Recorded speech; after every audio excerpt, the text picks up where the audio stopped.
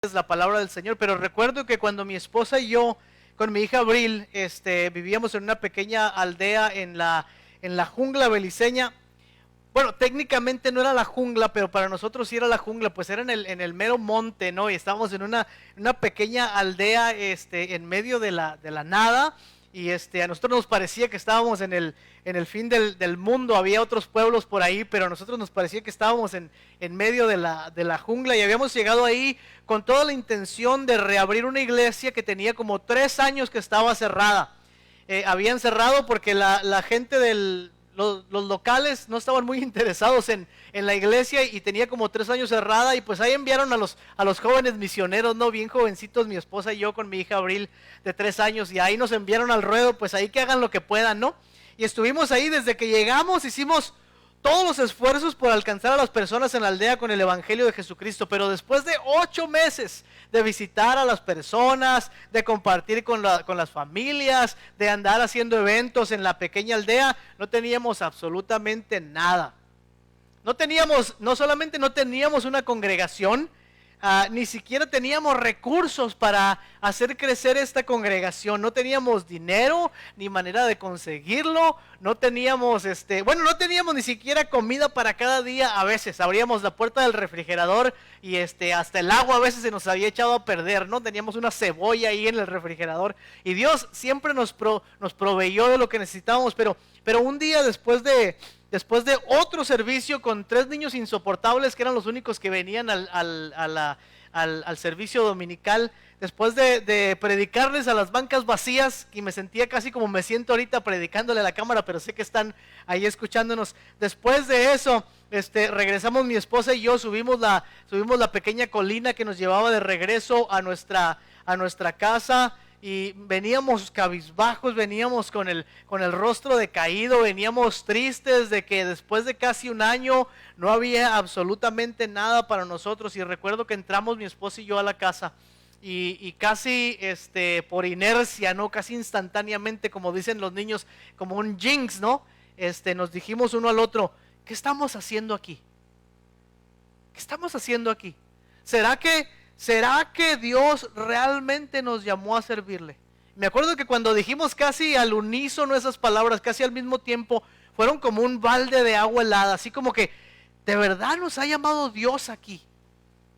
Espera, no solamente eso, ¿de verdad nos ha llamado Dios a servirle como misioneros? ¿Qué tal si éramos nosotros los que queríamos hacer esto y realmente no escuchamos la voz de Dios, sino nuestros propios deseos de salir a buscar otras cosas? ¿Qué tal si no fue Dios el que nos ha traído hasta acá? Y si fue Dios, ¿por qué todas las cosas nos salen mal? Yo no sé si a usted le ha ocurrido esto en alguna ocasión, pero muchas veces llegamos a momentos en nuestras vidas donde la duda se apodera de nosotros. Comenzamos a cuestionarnos las cosas que antes creíamos con tanta firmeza.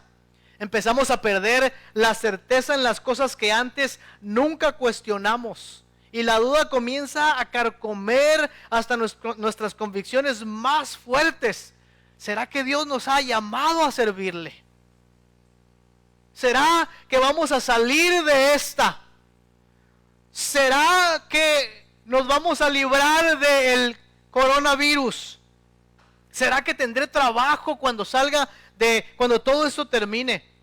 ¿Será que mi familia va a estar bien? ¿Será que mi matrimonio va a sobrevivir a esta crisis? ¿Será que mis hijos no van a traumarse después de todo esto? ¿Será que algún día mi familia va a regresar a los caminos del Señor? ¿Será que algún día las cosas van a estar bien? Y a veces la duda obedece a las circunstancias que nos rodean, pero a veces tiene que ver con asuntos internos con los que nosotros mismos estamos lidiando.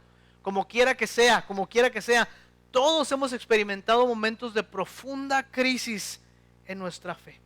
Momentos cuando nuestra fe se tambalea, o en los peores casos nuestra fe se derrumba. Momentos cuando no tenemos ni siquiera la fuerza para creer y para confiar. ¿Dónde queda nuestra confianza en Dios en tiempos como esos? ¿Dónde queda nuestra confianza en Dios en momentos como el que estamos viviendo hoy? ¿Será que la ayuda de Dios, escuchen esto, será que la ayuda de Dios depende de nuestra capacidad para no dudar y creer siempre en Él? ¿Será que podemos decir que confiamos en Dios y todavía tener dudas? ¿Será que podemos decir que hay fe en nuestro corazón cuando todavía hay dudas en nosotros? El pasaje que vamos a ver hoy en esta mañana, en nuestra quinta semana de resurrección, trata un poquito con este tema de la duda. Acompáñenme al Evangelio de Juan en el capítulo 20. Vamos a buscar de los versículos 24 al 31. Estoy seguro que es un pasaje que ustedes han leído anteriormente. Juan capítulo 20 de los versículos 24 al 31. Y déjenme compartir con ustedes lo que dice la palabra del Señor. Dice así: Tomás, al que apodaban el gemelo o el dídimo, y que era uno de los 12, no estaba con los discípulos cuando llegó Jesús. Recuerden que cuando había la semana pasada en la línea de la resurrección, esto fue la semana pasada, Jesús se apareció a los discípulos, pero Tomás no estaba entre ellos. Así que los discípulos le dijeron: hemos visto al Señor. Y él dijo: mientras no vea yo la marca de los clavos en sus manos y meta mi dedo en las marcas y mi mano en su costado, no creeré. Mientras no haga estas cosas y mientras no vea que Jesús realmente está vivo, no voy a creer. Y una semana más tarde, dice el texto, estaban los discípulos de nuevo en casa y Tomás estaba con ellos. Aunque las puertas estaban cerradas, Jesús entró y poniéndose en medio de ellos los saludó y les dijo: paz a vosotros. Luego le dijo a Tomás, escuchen bien esto, se dirigió específicamente a aquel que había dicho: mientras yo no metiere mi dedo en sus llagas y mi mano en su costado, no voy a creer. Y se dirigió hacia él directamente y probablemente viéndolo a los ojos le dijo: Tomás, pon tu dedo aquí y mira mis manos, acerca tu mano y métela en mi costado, y no seas incrédulo, sino hombre de fe. No seas incrédulo, sino hombre de fe.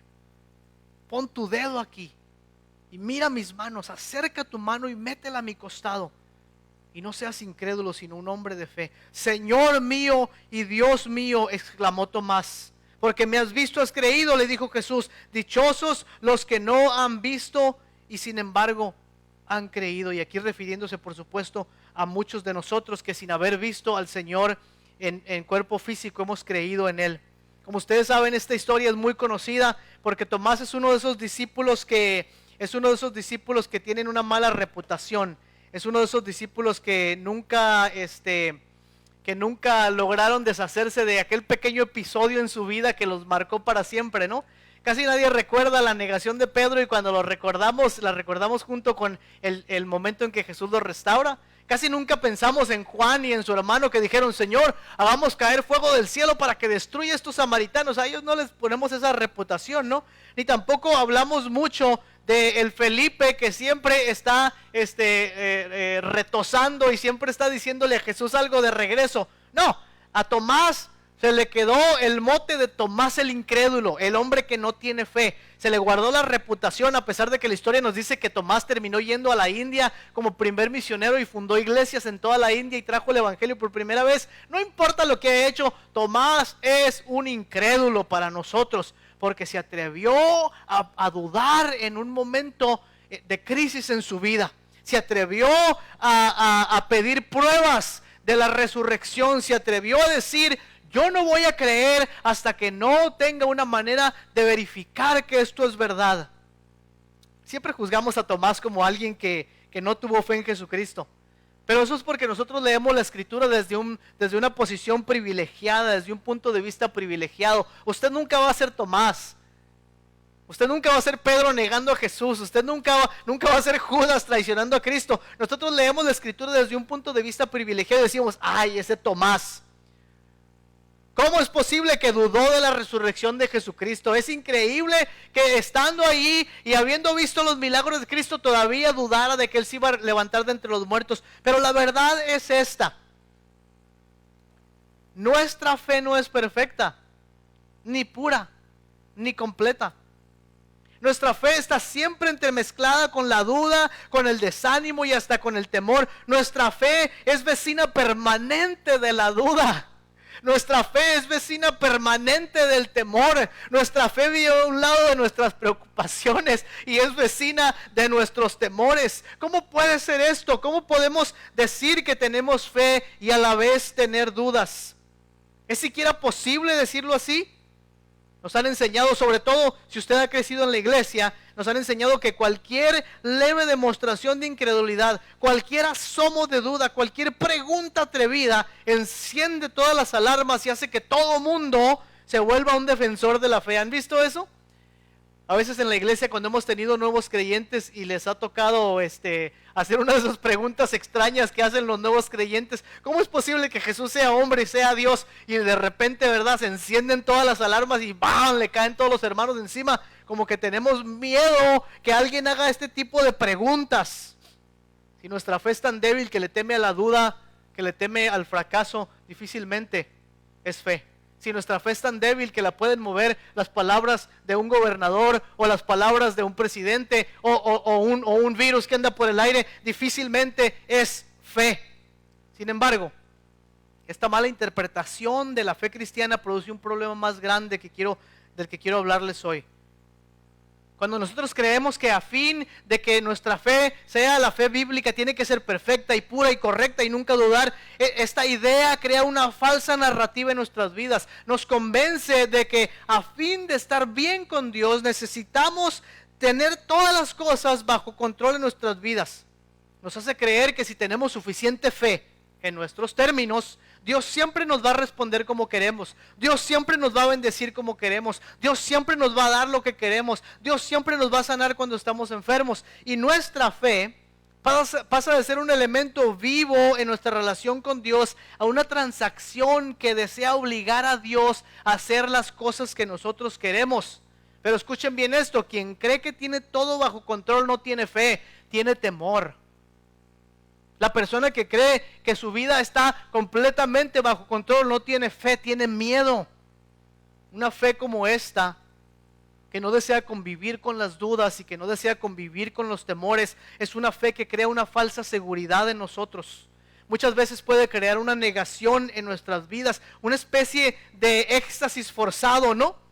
Como a los hermanos que les pregunta uno, no de nuestra iglesia, hermanos, hermanas de otras iglesias y de otros live stream que veo por ahí, que les preguntas: oye, ¿cómo estás? Aleluya, gloria a Dios, bendecido, prosperado, saludable, corregido y aumentado como tercera edición del libro. Oye, pero no me dijiste que tenías diabetes, que perdiste el pago de la casa, que te quedaste sin trabajo. Cuidado, se te olvida mencionar alguna bendición porque capaz si no la recibes, ¿no? Creamos esta idea de que debemos siempre estar con todo. No estoy diciendo que no debemos tener una actitud positiva y esperanza en medio de las dificultades. No estoy diciendo eso. Estoy hablando aquí de que cuando pensamos que es por esa actitud y por la negación de nuestra realidad que tenemos fe, entonces hemos equivocado la fe bíblica. La fe no es una declaración de todo lo que quisiéramos ser o tener, sino una declaración de todo lo que Dios es y posee. Tomás hace lo correcto, aunque sea incorrecto. Admite con sinceridad sus dudas y sus objeciones. Hasta que yo no meta mi dedo en su mano y mi mano en su costado, no voy a creer. La fe cristiana no es un asunto de creer a ciegas, ni de confiar a ciegas, ni de negar nuestra realidad. A veces la gente critica a aquellos que no tienen fe. A veces la gente que critica a aquellos que no tienen fe, son realmente ellos los que no tienen fe, o más bien tienen una fe en ellos mismos. El otro día estaba platicando con alguien acerca de un pastor que lamentablemente se había suicidado. Y la persona que había otra persona ahí en la conversación, y esa persona comenzó a debatir con nosotros. Más que debatir, comenzó a criticar y a hablar de ese pastor, diciendo: ¿cómo es posible que un cristiano pueda cometer suicidio? ¿Cómo es posible que un cristiano pueda estar desanimado? ¿Cómo es posible que un cristiano pueda estar deprimido? Es que su fe no era verdadera porque estaba teniendo estos problemas. ¿Sabe que la gente que habla así nunca ha experimentado una verdadera crisis en su vida? Dios los ha librado de experimentar crisis profundas en su vida. Me dieron ganas de decirle algo a esa persona, pero me aguanté. ¿Cómo podemos equiparar las crisis y los problemas que enfrentamos con la falta de fe? Por cierto, déjeme hacer un paréntesis aquí rápidamente para decir que tal vez el Espíritu Santo esté queriendo que hable un poquito acerca de este asunto. Tal vez usted ha llegado al límite de sus fuerzas hoy, Tal vez usted cree que no hay salida para su vida. Tal vez usted cree que ha terminado su fe completamente. Está en una crisis tan profunda que incluso ha llegado a pensar en terminar su vida. Déjeme decirle que antes de que termine este momento, el Señor Jesucristo, si usted pone su confianza en Él, el Señor Jesucristo va a restaurar su vida. Este no tiene que ser el último capítulo de su vida. Puede buscar ayuda, puede acercarse a los demás, puede clamar al Señor y el Señor va a responder. Si usted ha llegado al límite de sus fuerzas y cree que no hay salida, el Señor Jesús es nuestra esperanza. Lo primero que debes hacer es hablar con alguien para que pueda ayudarte, pero en este momento deja que el Espíritu de vida abrace tu soledad y te dé la fuerza que necesitas y te llene de su amor. Aprendemos algo muy importante en esta plática de Jesús con Tomás. ¿Se dan cuenta cómo suceden los eventos? El Señor Jesucristo se aparece a sus discípulos y después de saludarlos se va directamente hasta donde está Tomás. No rechaza a Tomás por sus dudas. De hecho, Jesús comienza a responder a sus preguntas. Lo invita a probar, a ver que Dios es bueno. Lo invita a examinar la evidencia y a no ser un incrédulo, a venir y a ver. Mire, si Dios quisiera que tuviéramos todas nuestras dudas resueltas antes de confiar en Él, estaríamos perdidos. Si Dios quisiera que tuviéramos toda la certeza y todas las respuestas y todas las confianzas, no habría manera de tener fe. Déjeme decirle algo esta mañana. A Dios no le molestan tus dudas. A Dios no le molestan tus luchas sinceras. A Dios no le molestan tus temores. Es el cinismo lo que Dios no tolera, no la sinceridad de nuestros corazones. Nos da miedo admitir que tenemos dudas o falta de fe, porque creemos que si lo admitimos, de alguna manera Dios no va a mostrarnos su salvación, su amor o su bendición. ¿Ustedes creen que Abraham tuvo miedo cuando llegó a los 100 años y no tenía un hijo? ¿Ustedes creen que Israel tuvo miedo cuando estuvo entre el Mar Rojo y los egipcios? ¿Ustedes creen que dudaron si acaso iban a poder pasar o iban a poder sobrevivir? ¿Usted cree que David no tuvo miedo cuando estaba enfrente de aquel horrible Goliat que lo amenazaba y quería matarlo? ¿Usted cree que no dudó por un momento que vencería, aunque fuera en el nombre del Señor? ¿Usted cree que Elías tuvo miedo y dudó cuando estuvo frente a los cientos de profetas de Baal que se cortaban y clamaban a sus dioses y frente a la reina Jezabel que quería matarlo? ¿Usted cree que Elías no tuvo miedo cuando estuvo ahí? ¿Usted cree que Daniel se fue cantando una canción al foso de los leones y iba sonriendo y llevaba un snack para sentarse ahí enfrente de los leones? ¿Usted cree que Sadrach, Mesach y Abednego no sintieron el terrible temor y la duda al estar de pie ante la estatua y ser enviados al horno de fuego? ¿Usted cree que el mismo Jesucristo en la noche antes de su crucifixión en el huerto del Getsemaní, cuando le dijo al Señor, si es posible que pase de mí esta copa, usted cree que faltó su fe? Y no es más bien que Dios muestra su salvación de una manera más hermosa cuando ni siquiera tenemos la fuerza para confiar. ¿Usted cree que Dios está limitado por nuestra falta de fe? ¿Usted cree que Dios está limitado porque tenemos dudas? ¿Usted cree que Dios está limitado porque nos inundan los temores? ¿Usted cree que Dios va a dejar de trabajar porque nosotros tenemos preguntas que no podemos resolver? ¿Usted cree que el Señor está limitado por la falta de fe de su pueblo? Puede haber incertidumbre en su vida hoy y aún así usted puede tener fe en Dios. Escuche bien esto. Puede haber incertidumbre en su vida, pero aún así usted puede tener en Dios. Lo sabemos porque en el Evangelio de Jesucristo, este Evangelio poderoso, nos dice que nuestra salvación no se encuentra en nuestra capacidad para creer en Dios, se encuentra en la fe que hemos depositado en Jesucristo, aquel que es la promesa de Israel, aquel que fue anunciado por los profetas desde el principio, por los salmos, por toda la escritura, como él mismo lo dijo. No depende de nosotros, ni siquiera depende de nuestra capacidad para creer, sino de aquel que ha hecho todas las cosas para salvarnos. Vean los últimos versículos, el 28 y el 29, estoy a punto de terminar. Versículos 28 y 29 dice: Señor y Dios mío, exclamó Tomás, porque me has visto, has creído. Le dijo Jesús: dichosos los que no han visto y sin embargo han creído. Hermanos, hermanas, el resultado final de nuestra fe es confesar a Jesucristo como el Mesías. Todo lo demás es incierto. ¿Por qué digo esto? Porque la fe no es la ausencia de la crisis, sino la confianza de que Dios está con nosotros. Vean, Tomás no puede creer por sí mismo. Es Jesús quien se presenta para confirmar la fe de la resurrección. ¿Qué quiere decir esto para ti, para mí hoy? Que el fundamento de nuestra fe no está en nosotros, está en Cristo Jesús. No está en cuanto nos esforzamos para creer, sino en la certeza de que Cristo se ha levantado de entre los muertos. Es en el Cristo resucitado y no en nosotros mismos. Ni siquiera dependemos de nosotros mismos para creer. Es la presencia de Cristo la que produce y establece nuestra fe en Él. La fe viene de Él, por medio de Él y para Él. Y pensamos nosotros que tener fe es nunca dudar. Y tener fe es nunca temer. Y tener fe es que las cosas no se salgan de nuestro control. Pero lo que estamos aprendiendo en esta historia es que Dios es más grande que nuestras dudas. Dios es más grande que nuestros temores. Dios es más grande que nuestra falta de fe. A Dios no le molesta cuando venimos ante Él y le decimos que no entendemos lo que está pasando.